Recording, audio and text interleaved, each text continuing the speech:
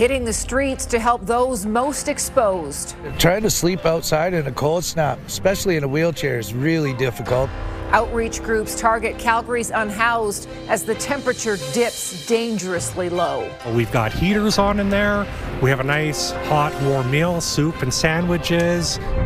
Plus, Alberta readies its master rail plan. There's, I think, 8 or 9 different segments, and so it's a longer-term plan. A train to Banff is likely on the list, so why hasn't the province asked Ottawa to help pay for it? I'm all ears when it comes to passenger and cargo rail in this part of the world. And putting the pedal to the metal from the comfort of home. The University of Calgary's Connor Yarashak takes the win. The local star getting international attention on the simulated NASCAR racing series. Be the only Canadian, I mean, it's nice to, represent and be right at the top. CTV Calgary, local breaking news with Tara Nelson. Hello and thank you for joining us. As Calgary's temperature drops, the need to help the city's most vulnerable goes way up. While many in the city can just bundle up or stay inside, the unhoused population only has so many places to go. But outreach teams are moving quickly as the wind chill falls to dangerous levels. Jordan Canagan has more. As the cold grips Calgary, relief from the winter weather is badly needed. There's so many homeless that need this warm-up tent to just come and get a coffee, a soup, and a sandwich to warm them up. Mobile warming stations provide those essentials and more. With plunging temperatures, several groups are out in full force to help the city's most vulnerable. Part of what we're trying to do is reach people that might be slipping through the cracks. And we often encounter a lot of people here, some that are new to homelessness. With the heaters at full blast, staff can also direct people to housing programs and wait lists. Other groups take that type of help right to them. So when we show up with warm clothes and somebody's really cold or they're just wearing a pair of sneakers and we have either toe warmers or boots for them, it makes a really big difference. And it reminds people that people do care. Street patrols bring food, hats, gloves, socks, and more to those sleeping on the street, providing extra layers badly needed when wind chill drops into the minus 30s. Benches are not warm. So trying to stay warm in a cold snap like this is really difficult. A lot of people do frostbite their toes and hands and ears and whatnot. Well, you can't outrun the cold weather. Many are bundling up to brave the deep freeze. For others, it's more about survival. Well, it's important because a lot of people, they don't have anywhere to go. And Jordan joins us from Wind Sport tonight. Jordan, it's so cold today, people couldn't even ski there. And Tara, it's bad news we had to deliver to a snowboarder who just pulled up a few minutes ago looking to hit the slopes. We've had warm weather for a couple of weeks. Finally, though, the snow arrived. The cauldron is blazing behind me.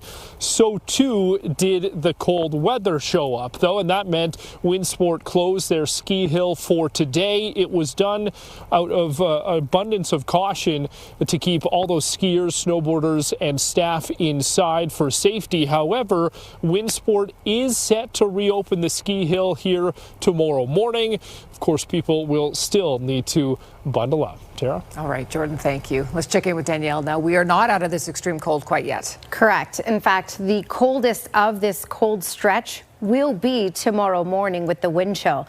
Let me show you that in the 24-hour forecast in just a second. Minus 23 is the ambient temperature, the base temperature. With the wind chill right now, it feels more like minus 32. You can tell by this live shot behind me that visibility is also reduced because we do have some isolated snowflakes in the city. So just flurries, nothing to add to any sort of accumulation, and that's going to be out of the way in about an hour's time. Then the clouds will clear, so mainly sunny tomorrow. That may help a little bit, feel a little bit warmer, but with the wind chill in the morning, went off to work and school, minus 37, which is nearly extreme cold criteria warning. And then by the afternoon, a wind chill of minus 24, Tara. Thank you, Danielle. One person has been rushed to hospital in life-threatening condition after being struck by a sea train.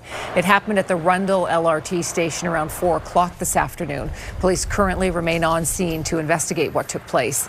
In the meantime, the station is closed in both directions.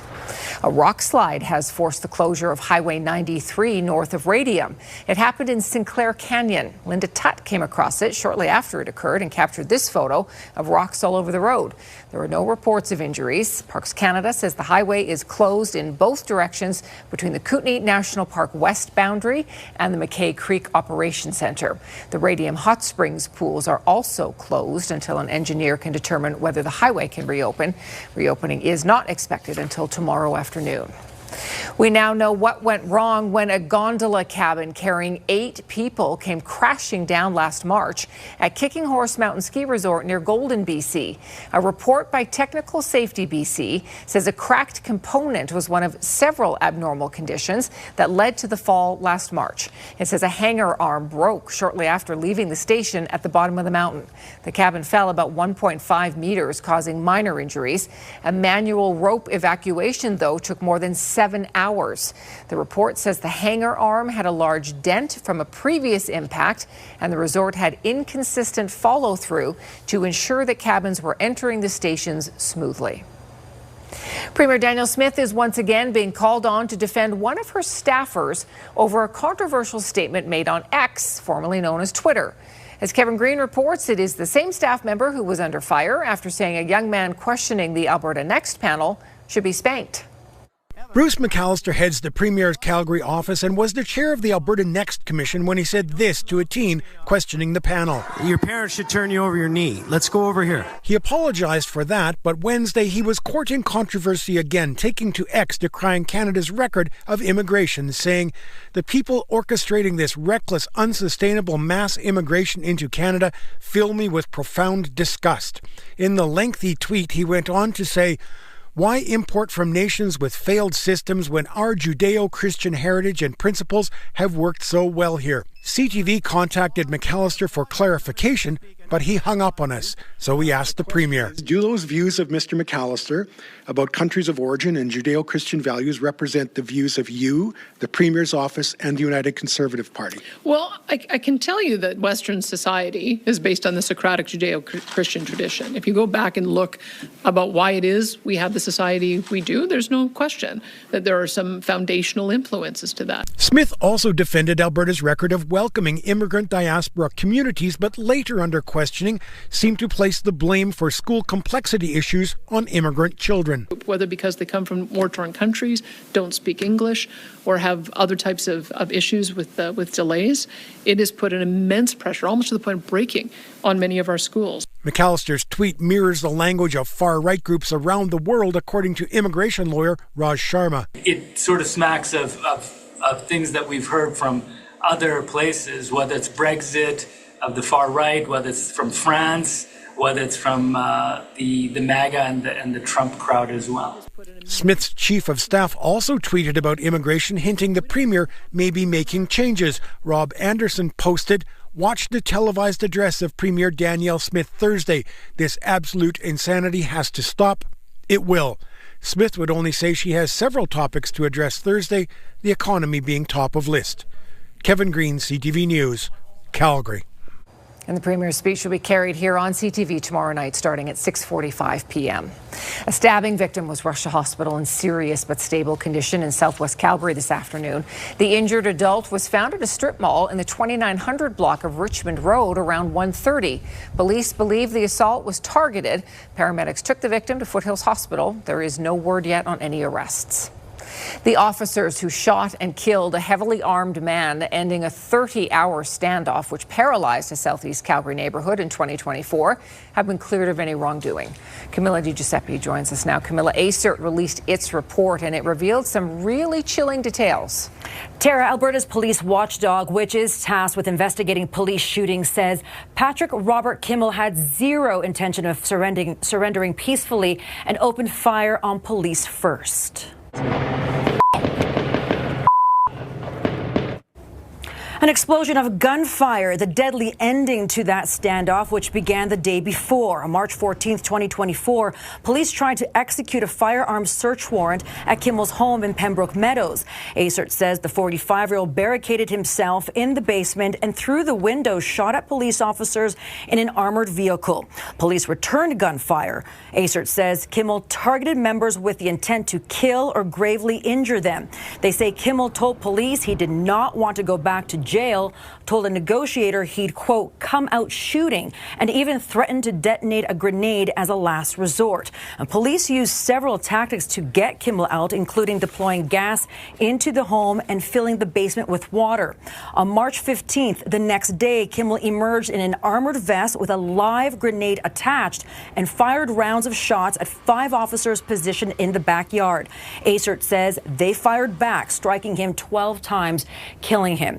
And Tara, 6 more firearms were recovered, including pump-action shotguns, a semi-automatic shotgun, and 2 semi-automatic rifles. ACERT says there is no doubt the officers responded accordingly, given the gravity of the situation, and will not face any charges. Okay, Camilla, thank you. Alberta's budget will be released next week, and a passenger rail train to Banff could get the all clear. The project will be funded privately by Luricon Capital. That's if, and it is a big if, the province commits to building a train line from downtown Calgary to the airport. But will that come with any federal dollars to help pay for it? Tyson Fedor reports.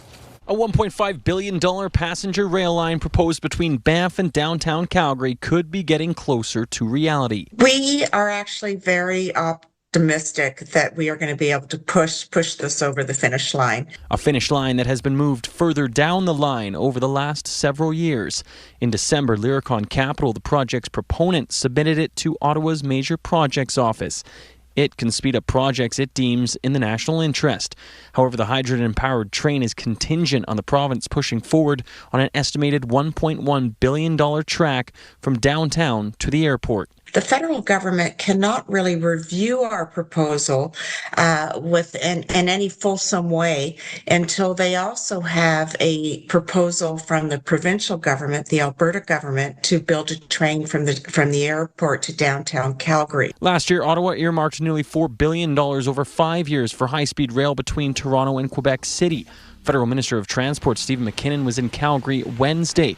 He's awaiting a master rail plan study from the province, which was supposed to be released last fall. I'm all ears when it comes to passenger and cargo rail in this part of the world. There's, I think, 8 or 9 different segments, and so it's a longer-term plan, but it'll be released in the coming weeks. In the coming weeks, once next week's provincial budget drops, and Calgary's mayor is hopeful for significant investment. We're going to be continuing to make the case for investment, particularly in transit, that benefits the Calgary region. Calgary's business community is also on board, wanting to see greater connection between major hubs and the mountains. What seems to have happened is that the focus has been on the population center in the east, and there's been no attention paid to the west.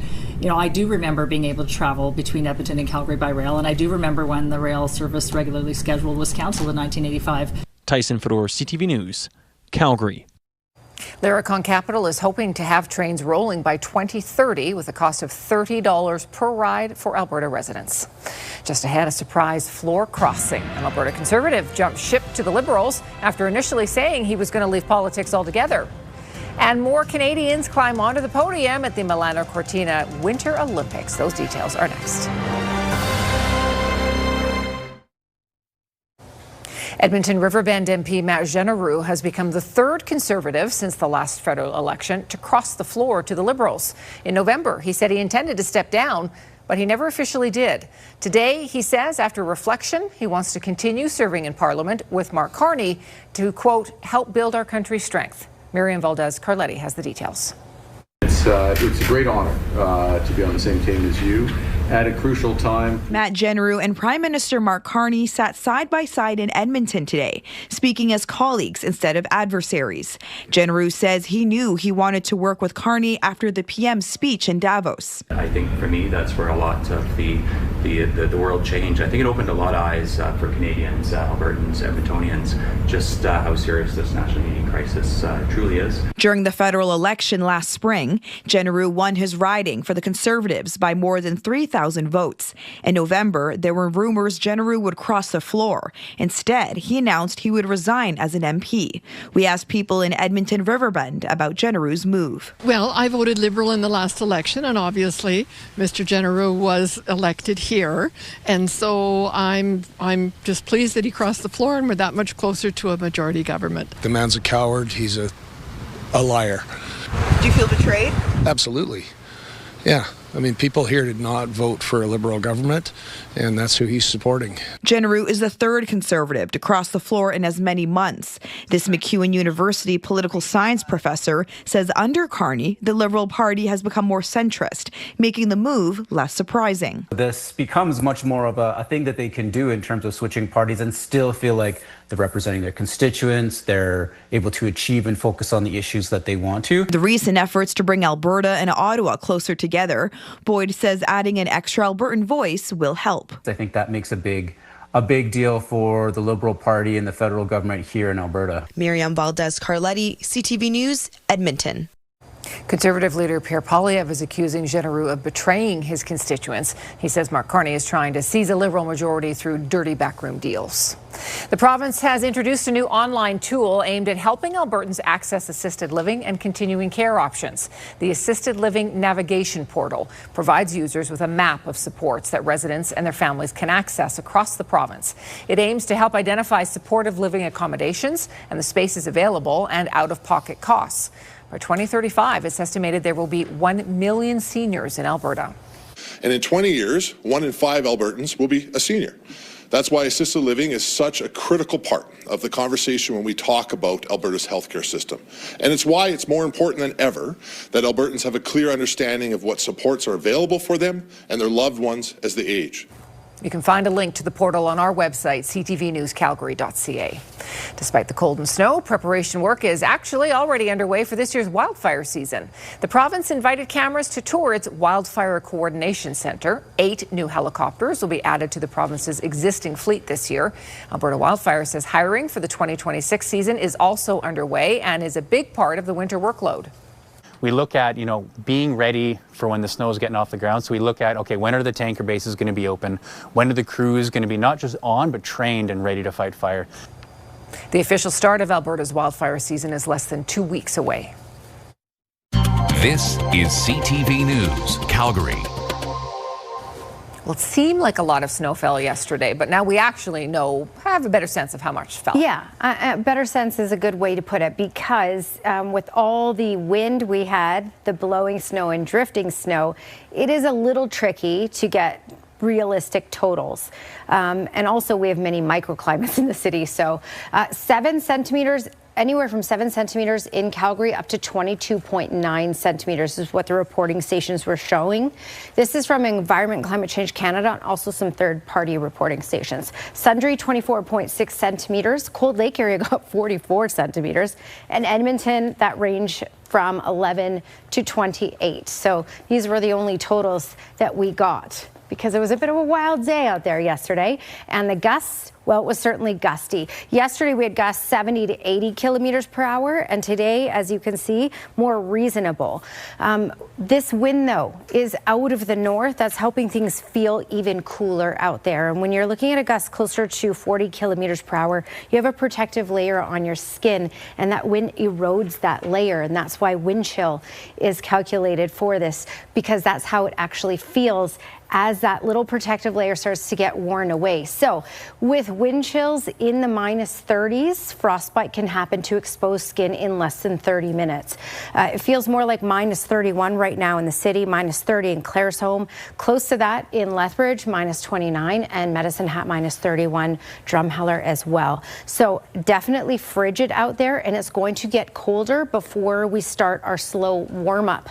There's that system way off to the east. We have a stateside system that's pumping up a little bit of snow. Nothing to add to the accumulation, but reducing visibility a little bit in some isolated spots in the city, and a couple snowflakes falling as well. Overnight, these clouds will start to clear out, so we are looking at a good amount of sunshine for tomorrow. It will still be very cold, but some sunshine will certainly help it feel a little better. Tomorrow, the jet stream, believe it or not, is all the way down in Southern California, Arizona, and Texas in the darker green here. For the last few weeks, the jet stream has been way up in the territories. We got that warmer push of air. This will move up and regulate temperatures a little bit by Friday, and we'll get that westerly flow. It'll get a little windy, but it will still be on the cold side for sure. This is your Action Furnace 5-day forecast. Tomorrow will be the coldest part of this cold stretch with a wind chill close to -37. Which is nearly extreme cold warning criteria. So definitely lots of layers, bundle up. By the afternoon, -16. Friday, there's that somewhat regulated temperature of -8, but we dip back down into the minus double digits for the weekend. It was a nail-biter today in men's hockey, and more Canadians climbed onto the podium in Milano Cortina. CTV's Scott Hurst has our Olympic roundup. Canadian passion was on full display following the men's hockey game in Milan. Incredible. It was a lot of fun to be a part of. But it was unfamiliar territory early on for Canada in its quarterfinal matchup against Czechia. After an early goal by 19-year-old Macklin Celebrini, Czechia responded with 2 goals of its own, putting Canada behind for the first time all tournament. Classic Canadian hockey. We don't wake up the first 20 minutes of the game. In the second period, more concern for Canada as captain Sidney Crosby left the game with an injury and did not return. But Canada was able to tie it up. Nathan McKinnon scored off a pass from Connor McDavid. It was stressful, but we never gave up, we believe. And that belief paid off. In the third, the teams traded goals to send this quarterfinal matchup to a 3-on-3 overtime. And it was former Toronto Maple Leaf Mitch Marner who scored the game-winning goal for Canada. It was electric. It was just so good to be part of this community and see all the Canadian passion. In other Olympic action, more podiums for Canadian athletes, including a gold in the men's 500-meter short track final. Stephen Dubois is now the Olympic champion. Also, Canada won a bronze medal in the women's 3,000-meter relay. The team of Dana Iblé, Kim Boutin, Florence Brunel, and Courtney Sereau. For Sereau, the 25-year-old from Moncton, New Brunswick, this is her 4th Olympic medal at these games. The spotlight returns to hockey tomorrow with the highly anticipated women's final, Canada versus the United States. The Canadians lost to the Americans earlier in the tournament, but Team Canada is the defending Olympic champion. Scott Hurst, CTV News, Toronto. You may remember a few weeks ago we profiled a husband-wife doctor team based in Calgary but heading to Italy for the Olympic Games.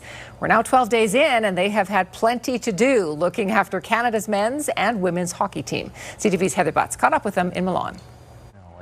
This Calgary couple hasn't spent much time together in Italy, and they're perfectly okay with that. This trip is about the 2 doctors supporting Canadian athletes. It's a privilege. It's an honor. It's great that they put their trust in us to do the jobs. Yeah. Ian Auld is the lead physician for the men's hockey team. His wife, Laura Benyon, the lead physician for the women's team. They've both spent decades working with professional athletes, but this is their first time joining Team Canada at the Olympics. The women's team has a special culture, and I really appreciate that. It's made the whole experience really rewarding and valuable. An experience they take to heart as an integral part of Team Canada. There's a lot of pride with representing Canada, for sure. Although we're not on the ice and we know we're a support for the athletes and we do the best that we can for them. 207 athletes are representing Canada at these games, backed by a team of more than 230 coaches and support staff, all who face unique challenges. Right off the bat, we got hit with norovirus. Our team didn't get hit with norovirus, but our first opponent, Finland, couldn't play. So right away, we're rescheduling a game at the Olympics, which is unheard of, and having to figure out what our own risk is as a team. Relying on their medical backgrounds and each other to help keep everyone in the game. We've been leaning on each other for questions and issues and bouncing things off each other. We both, I think, bring different, skill sets into this job.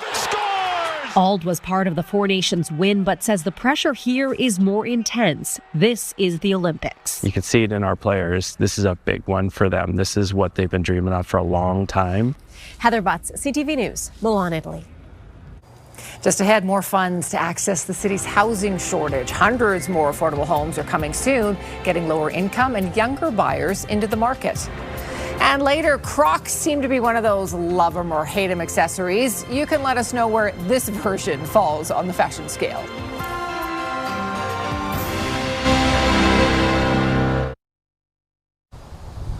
City Council has approved a development in Springbank Hill, disappointing a group of nearby residents who fought against the plan.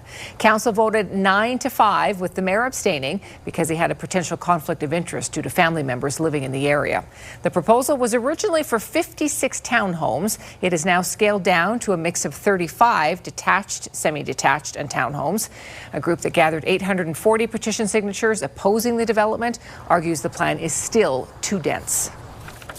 The city has announced the final round of non-market affordable housing projects that will be built from the Housing Capital Initiative.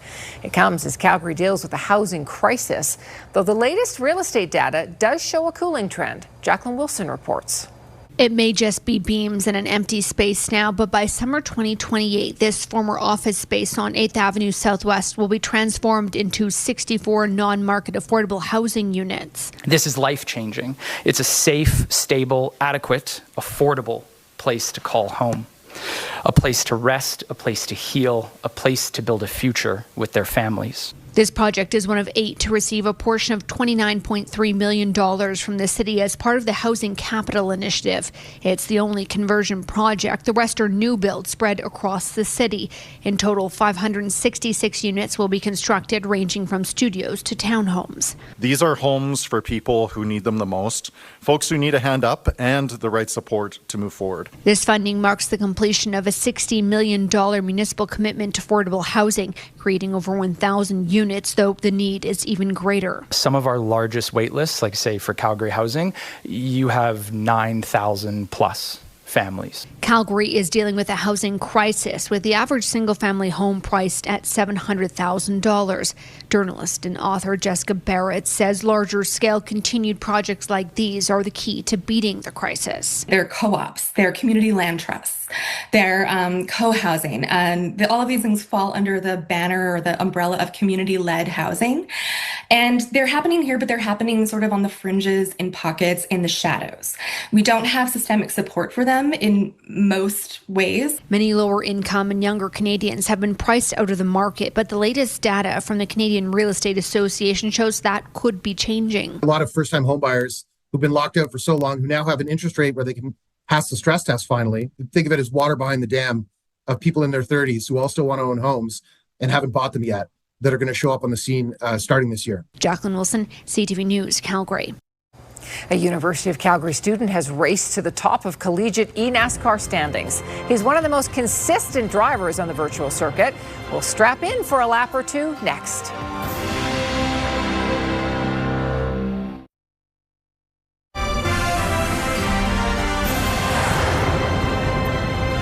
In a sport built on speed, precision, and nerves, a University of Calgary student is making a name for himself without ever strapping into a physical race car. At just 19 years old, Connor Yarashak is one of the top virtual sim racers in the world on NASCAR's collegiate circuit. Here's Mark Villani with his story. Straight away for the final time, the Calgary Dinos got a shot at this! It's a race to the finish, and though it looks real and it feels real, Connor Yarashak is doing this all from the comfort of his own home. It's something I've done for years now, so it's like second nature to me at this point. The 19-year-old competes in the e-NASCAR Collegiate Series, representing the University of Calgary as the lone Canadian in a field of predominantly American competitors. Who will survive the chaos? Using a simulated platform called iRacing, he's able to race on real-world tracks with sophisticated vehicle models, turning what many see as a game into a high-pressure, high-skill competition. There's tons going on, and I mean, you're always thinking about strategies, you're thinking about how you're going to adjust the car, change the setups, what tire strategy you're on. That strategic mindset makes Yarashak one of the best racers in the world. He won Rookie of the Year last year and sits on top of the college standings this year,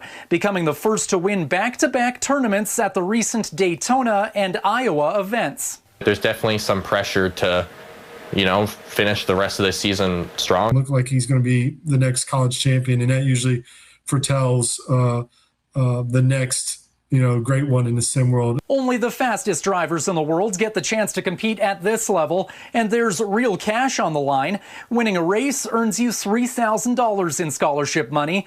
Winning the championship adds another 10 grand to your pocket, a sport that's rapidly been growing since NASCAR's pivot to iRacing during the COVID-19 pandemic. After COVID, that credibility really came through where drivers and teams were using iRacing to prepare for races. And aside from taking a victory lap, Connor Yarashak says the real rewards come from the lessons he learns along the way. The pressure of the big moments, and the opportunities and the people I've met, these are all skills. Mark Villani, CTV News, Calgary. Yarashak holds an 18-point lead atop the eNASCAR Collegiate iRacing standings. He has another race this evening. All right. Well, if you're a procrastinator, you might need a little push to get things done sometimes. So this would be just the place for you. This cafe in Japan does not let you leave. Let me explain. You can only enter this cafe if you bring work you have to finish by a certain deadline. And the staff won't. Okay, so this is a coffee shop in Tokyo. It's an anti-procrastination cafe. So when you go in, you have to tell them, okay, this is a project that I'm working on, and you can't leave until all your work is done.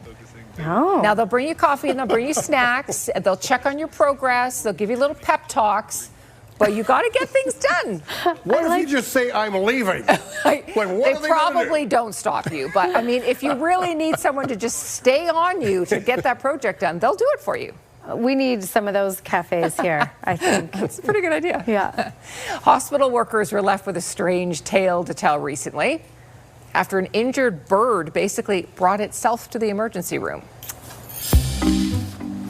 So staff at a German hospital were understandably surprised when this injured bird all but checked itself in for treatment. No way. Yeah, they say this cormorant showed up with a hook stuck in its beak and it began pecking at the glass door of the ER. So the medical staff and the firefighters ran over.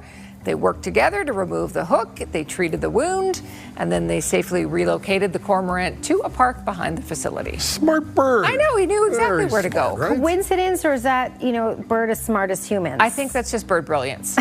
Yeah, bird Has brilliance. to be, right? Yeah. I guess so. Well, Crocs are functional shoes. They aren't exactly known for being beautiful. However, in this case, you might say they are the building blocks of fashion. Okay, so Lego collaborated with Crocs to create these fancy little flippers. Boy. The real life version of the Lego block for your feet. Now, I wasn't sure if this was just for the little Lego people to wear or whether this was for real people. It's for real people. They look that's ridiculous. them. That's them.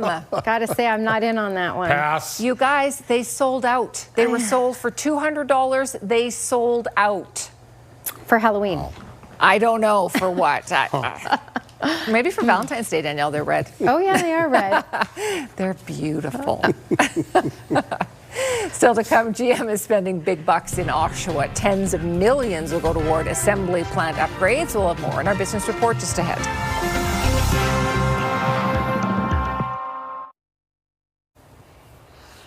Here's your Skywatch weather camera, and you can see by this live shot here that the conditions are improving. So visibility is getting a little better as that snow is basically working its way out and fizzling out. We had a few flurries out there. Nothing to add to the totals, but certainly reducing visibility and make the roads, well, even slicker.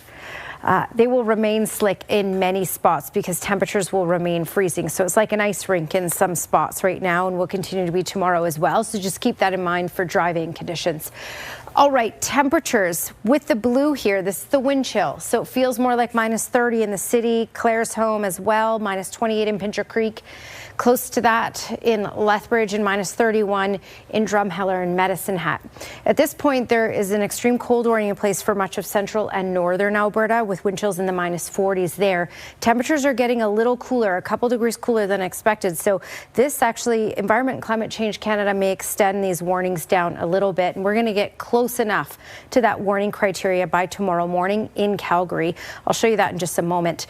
Tomorrow, -5 in Kelowna, -7 in Salmon Arm, Edmonton. These are just base temperatures, -18, but of course wind chill will make it feel colder than this.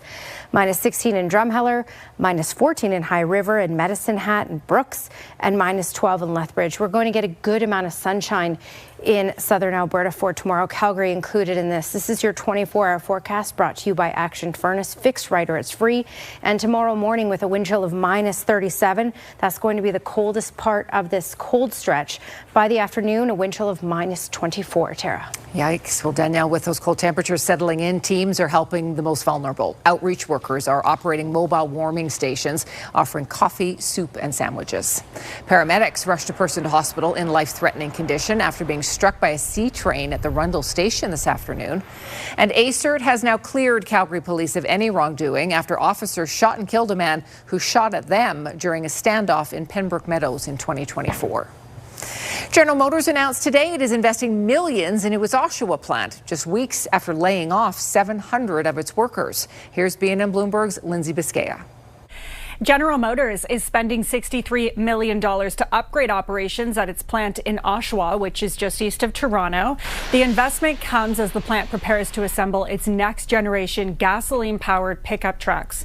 GM says the newest investment will bring total spending at the plant to $1.5 billion. And here are the closing numbers for the day. The Canadian dollar was up to finish the day. West Texas Intermediate is up to 65.05. Western Canadian Select is down to just under $46 a barrel. And the TSX hitting a new all-time record high today, ending the day at 33,389. Those are your business headlines. I'm Lindsay Biscaya. A special performance from some Calgary students today to celebrate the Lunar New Year.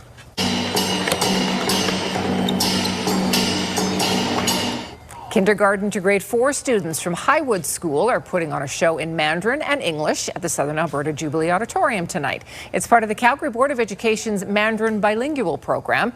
The show gives students a chance to demonstrate their language and cultural understanding skills, such as the importance of the Year of the Horse. And it does show the historical importance of the horse in Chinese culture, but through all cultures. So we've got through the Stampede, the Pony Express, the Trojan horse. So we've seen the horse be significant in many different ways. The Year of the Horse is important to me because it shows gratefulness and mindfulness to be calm and gratefulness to run wild and use your imagination. This was Highwood School's dress rehearsal ahead of its performance tonight. Midnapore School holds its performance tomorrow afternoon at the school. A musical inspired by Chinese folklore is about to have its world premiere in Calgary with an all-Asian cast.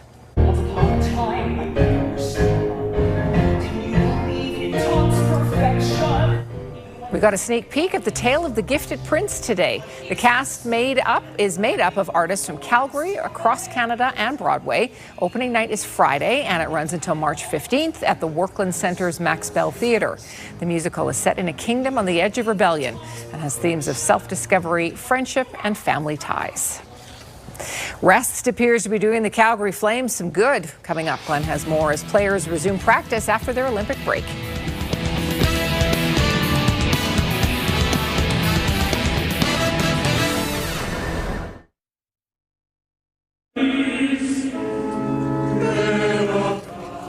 It is a significant day for two of the world's major religions. Pope Leo has celebrated his first Ash Wednesday Mass as Pope. Ash Wednesday is a day of fasting and reflection and marks the start of Lent. It is also the first full day of Ramadan for Muslims across Canada. There will be daily fasting from dawn to sunset during the Islamic holy month. It is also a time of charity and good deeds. The Calgary Flames are back from their Olympic break. Glenn is back with us. And Glenn, they hit the ice this morning. Tara, the Flames had the Canada Czech game on the Jumbotron during practice, so I bet it was a little tough to concentrate. A little bit, right? This is like a kind of mini camp for the Flames right now. The Flames took to the ice for the first time since beating the Oilers 4-3. The NHL shut down for the Olympic break, so the players had a chance to get away, rest their bodies. Blake Coleman feeling much better. He was on the ice in a regular jersey. The first time he's done that since getting injured against the Boston Bruins on January the 8th. Coleman says it almost felt like it was an off season for him. I went home and kind of got into my normal routine with my kids and working out there. But it's fun to be back. I already told the trainers they're going to get sick of seeing me because it's just me right now. So, but it's good. Training camp. The practice was good. Pace was really good. Boys are excited to be back. Had the game up on the jumbo to keep things light and just get I was actually looking up at you guys. You guys weren't even looking at our practice. I was like, if we're working, you guys better watch us skate. But no, we were trying to keep an eye on it, trying to catch our breath. But it looked pretty exciting game to watch. It was pretty nice of them to put it on for us while we were skating. So, good for Canada. And the Flames back in action February 26th when they're in San Jose to take on the Sharks. The Mount Royal Cougars men's hockey team finished first in the Canada West East Division, so they have a bye in the first round of the playoffs. But that doesn't mean they're not working hard to get ready for next weekend's semifinal series. It was a tough start to the year for the Mount Royal Cougars. They got off to a 6-5-1 start, but really turned things around after that. And the Mount Royal Cougars will head into the playoffs red hot, finishing the year with a 15-2 record. Got to about the second week in November, and we actually right in here had an overtime loss to Regina, which seemed to be the turnaround. That was a bit of a wake-up call for our program. And it was right the next night, that Saturday night, where we got hot, basically for the rest of the season. Here's Bouchard through traffic, and that one is going to get through. The Cougars clinched their second straight East Division title by sweeping Saskatchewan on the weekend. So now they wait for the winner of the U of C and McEwen series. Connor Bouchard, who became the Cougars' all-time leader in points with 171, says he doesn't care who they face. I don't think you ever really care, whoever, at the end of the day, we were talking about in the room, the 4 teams that are playing in the quarterfinals, all those teams can win. All those teams are dangerous. All those teams are really good teams, top to bottom. So I think whoever we got, we're going to be prepared and we're going to be ready and we're going to be excited. The Cougars will graduate 9 student athletes this season. Captain Kyle Walker is one of them, and he wants to go out in style. The Cougars made it all the way to the national final last year, but lost in a 5-overtime game to Toronto, and their season came to an abrupt end. The mantra this season, the job isn't finished. When I was here my first year, I met Tyson Helgeson, who's our captain, and he kind of just brought on all the values and the culture that Cougar hockey is and everything like that. And so I've tried just building that amongst the teams that we've had here in the last 4 years. And it's been my goal since that first year to win a championship here. So we came close, but not close enough. I hope they get the Dinos in the semifinals, Crowchild Classic playoff style. That would be exciting. Absolutely. Yeah. Absolutely. Okay, I think before we go, we need to talk about minus 37 with the wind chill tomorrow morning. Yeah, I'm not making that up. That's a real good possibility for rush hour tomorrow morning when off to work and school. Minus 37, that's nearly extreme cold criteria, because the criteria is really when it gets into the minus 40s with the wind chill. This will be the coldest little bit of this cold stretch here. Minus 16 with a wind chill of minus 24 in the afternoon. So brace for that. But then a little more reasonable on Friday, minus 8. And Denise Jasmine took this picture near Olds. So she got ready, got out in the cold to take this lovely picture for us. This is a sunset today in the Olds area. So thank you, Denise, for braving the cold for us. Weather window brought to you by Lux Windows and Doors, crafting quality windows and doors for your style, budget, and Alberta's climate. We appreciate that she got out there in her parka and her boots to do that and for shared us. it with us. Yeah, exactly, right? Thanks to your company tonight. Have a terrific evening. We'll see you again tomorrow.